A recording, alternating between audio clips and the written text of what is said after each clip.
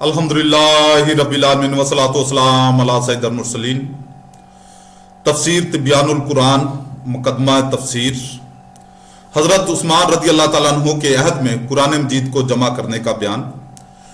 قرآن مجید 7 حرفوں پر نازل ہوا تھا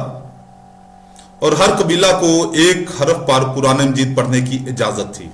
لیکن جب اسلام سرزمین عرب سے نکل کر دنیا کے دور دراز علاقوں میں پہنچا اور لوگوں نے مختلف حرفوں پر قرآن پڑھا تو جو شخص دوسرے حرف سے ناواقف تھا اس نے اس کی تکذیب شروع کر دی۔ ہر شخص کو یہ اصرار تھا کہ جس حرف پر اس نے قرآن پڑھا ہے وہ صحیح ہے اور دوسرے کا پڑھا ہوا غلط ہے۔ اس صورت کی اصلاح کے لیے حضرت عثمان نے اس نسخہ کو منگوایا جو حضرت ابو بکر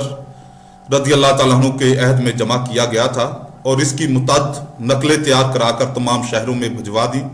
اور باقی تمام نسخوں کو اکٹھا کر کے پانی میں دھو ڈالا اور پھر ان اوراق کو جلا ڈالا اور تمام امت کو قرآن مجید کے ایک حرف پر جمع کر دیا جو لغت قریش کے مطابق تھا، اور یہ وہی نسخہ تھا جس کو حضرت ابو بکر رضی اللہ تعالیٰ عنہ کے عہد میں جمع کیا گیا تھا اور بعد میں حضرت ام المومنین حضرت حفصہ رضی اللہ تعالیٰ عنہ کے پاس رکھوایا گیا تھا۔ امام بخاری روایت کرتے ہیں کہ حضرت انس بن مالک رضی اللہ تعالیٰ عنہ بیان کرتے ہیں کہ حضرت حذیفہ بن یمان حضرت عثمان بن عفان رضی اللہ تعالیٰ عنہ کے پاس آئے اور وہ آرمینیا اور آذربائیجان کو فتح کرنے کے لیے جہاد میں گئے ہوئے تھے۔ حضرت حذیفہ نے حضرت عثمان کو مسلمانوں کے قرات میں اختلاف سے خبردار کیا۔ حضرت حذیفہ نے حضرت عثمان سے کہا، اے امیر المومنین، اس سے پہلے کہ یہ امت اپنی کتاب میں یہود و نصارہ کی طرح مختلف ہو جائے اس کی کوئی تدبیر کر لیجئے۔ پھر حضرت عثمان نے حضرت حفصہ کے پاس پیغام بھیجا کہ آپ کے پاس جو صحیفے ہیں وہ ہمیں بھیج دیجئے، ہم ان کو مصاحف میں نقل کریں گے، پھر آپ کو واپس کر دیں گے۔ حضرت حفصہ نے وہ مصحف حضرت عثمان کے پاس بھیج دیا۔ حضرت عثمان نے حضرت زید بن ثابت، حضرت عبداللہ بن زبیر، حضرت سعید بن الاس اور حضرت عبد الرحمن بن حارث بن ہشام سے کہا کہ وہ اس مصحف کو لکھیں، اور حضرت عثمان نے قریشیوں کی جماعت سے کہا، جب تمہارا اور حضرت زید بن ثابت کا کسی قرات میں اختلاف ہو تو اس کو لسان قریش میں لکھنا، کیونکہ قرآن مجید لسان قریش میں نازل ہوا ہے۔ سو انہوں نے ایسا ہی کیا، اور جب انہوں نے حضرت حفصہ کے مصحف سے نقل کر کے ایک مصحف تیار کر لیا تو حضرت عثمان نے حضرت حفصہ کا مصحف ان کو واپس بھیج دیا، اور جو مصحف اس سے نقل کر کے تیار کیا تھا اس کی نقلیں تیار کر کے ہر علاقہ میں بھجوا دی، اور یہ حکم دیا کہ اس کے ماسوا جس قدر صحائف میں قرآن مجید لکھا ہوا ہے ان کو جلا دیا جائے۔ حافظ ابن کثیر لکھتے ہیں کہ حضرت زید، حضرت ابن زبیر، حضرت سعید اور حضرت عبد الرحمن قرآن مجید لکھنے کے لیے بیٹھے، اور جب ان کا اس میں اختلاف ہوتا کہ اس لفظ کو کس لغت پر لکھا جائے تو وہ حضرت عثمان کی طرف رجوع کرتے۔ مثلا تابوت میں اختلاف ہوا کہ اس لفظ کو کس لغت پر لکھا جائے، آیا اس کو ہا کے ساتھ تابوہ لکھا جائے یا تا کے ساتھ تابوت لکھا جائے۔ حضرت زید بن ثابت نے کہا یہ تابو ہے، اور 3 قریشی صحابہ نے کہا یہ تابوت ہے۔ تب انہوں نے حضرت عثمان رضی اللہ تعالیٰ عنہ کی طرف رجوع کیا۔ حضرت عثمان نے فرمایا اس کو لغت قریش پر لکھو، کیونکہ قرآن لغت قریش پر نازل ہوا ہے۔ حضرت عثمان رضی اللہ تعالیٰ عنہ کے دور میں اوراق قرآن جلانے کا محمل اور قرآن کریم کے بوسیدہ اوراق کے متعلق فقہا کے نظریات۔ صحیح بخاری کی مذکور الصدر حدیث میں یہ گزر چکا ہے کہ حضرت عثمان نے اپنے جمع کیے ہوئے مصحف کی نقلیں سب شہروں میں بھجوائیں، اور اس سے پہلے جن صحیفوں میں قرآن لکھا ہوا تھا ان کو جلانے کا حکم دیا۔ حافظ ابن حجر اسقلانی شافعی لکھتے ہیں، ابن ابی داؤد اور طبرانی وغیرہ نے لکھا ہے کہ حضرت عثمان کے بھیجے ہوئے مصحف کے خلاف جو مصحف تھا اس کو حضرت عثمان نے جلانے کا حکم دیا، اور اس زمانہ میں عراق میں مصحف کو جلایا گیا، اور سوید بن غفلہ نے حضرت علی سے روایت کیا ہے کہ مصحف جلانے کے سلسلہ میں حضرت عثمان کے متعلق خیر کے سوا اور کچھ نہ کہو۔ اور ابو قلابہ کی روایت میں ہے کہ جب حضرت عثمان مختلف شہروں میں مصحف بھیجنے سے فارغ ہو گئے تو انہوں نے ان شہر والوں کی طرف لکھا کہ میں نے اس طرح قرآن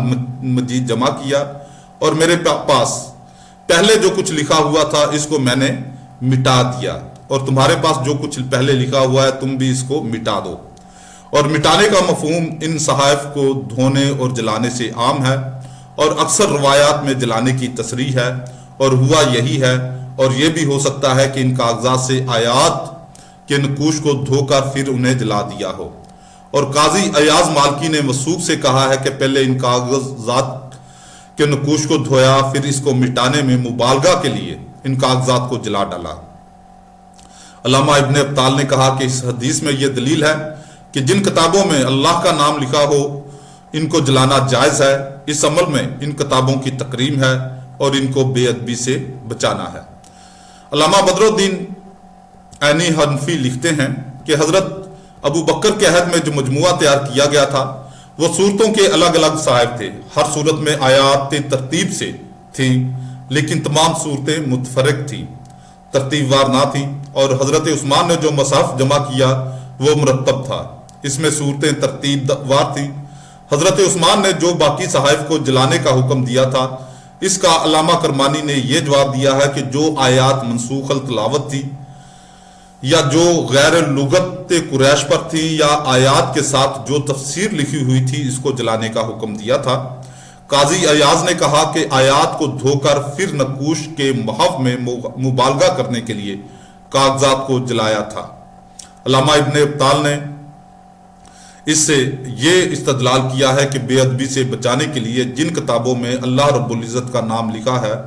ان کو جلا دیا جائے، لیکن یہ جلانے کی صورت اس دور میں تھی، اور اب اگر قرآن مجید کے کسی ورق کو زائل کرنا ہے تو اس کو دھونا بہتر ہے۔ اور ہمارے اصحاب حنفیہ نے یہ کہا ہے کہ جب مصحف بوسیدہ ہو جائے اور وہ نفع پہنچانے کے قابل نہ رہے تو اس کو ایسی پاک جگہ دفن کر دیا جائے جو لوگوں کے پیروں تلے آنے سے بعید ہو۔ ملا علی قاری حنفی لکھتے ہیں کہ حضرت عثمان رضی اللہ تعالیٰ عنہ نے جو صحائف جلائے تھے ان پر قرآن مجید کے بوسیدہ اوراق کو قیاس نہیں کرنا چاہیے، کیونکہ انہوں نے ان اوراق کو جلایا تھا جن کا قرآن ہونا ان کے نزدیک ثابت نہیں تھا، یا جو الفاظ تفسیر قرآن کے الفاظ کے ساتھ اس طرح ملے ہوئے تھے جن کا الگ کرنا ممکن نہ تھا۔ انہوں نے جلانے کو اس لیے اختیار کیا تھا تاکہ کوئی شخص یہ شک نہ کرے کہ انہوں نے قرآن مجید کا کچھ حصہ ترک کر دیا ہے، کیونکہ اگر وہ واقعتاً قرآن ہوتا تو کوئی مسلمان اس کے جلانے کو جائز نہ کہتا۔ اور اس کی دلیل یہ ہے کہ انہوں نے اس کی راہ کو محفوظ کرنے اور نجاست سے بچانے کا حکم بھی نہیں دیا۔ اور بحث اس میں ہے کہ جس کا قرآن ہونا قطعیت سے ثابت ہے، جب اس کے اوراق بوسیدہ ہو جائیں تو ان کو دھونا متعین ہے یا نہیں، بلکہ چاہیے یہ کہ دھونے کے بعد ان کے غسالہ دھون کو پی لیا جائے، کیونکہ قرآن ہر بیماری کی دوا ہے۔ ملا علی قاری رحم اللہ نے جو بوسیدہ اوراق کے دھونے کا مسئلہ لکھا ہے یہ ان کے زمانہ کے اعتبار سے ہے۔ آج کل جب کہ پختہ سیاہی سے طباعت ہوتی ہے تو ان کا دھونا متصور نہیں ہے۔ ان کو عزت و احترام سے ایسی جگہ دفن کر دینا چاہیے جو جگہ لوگوں کے پیروں تلے نہ آتی ہو۔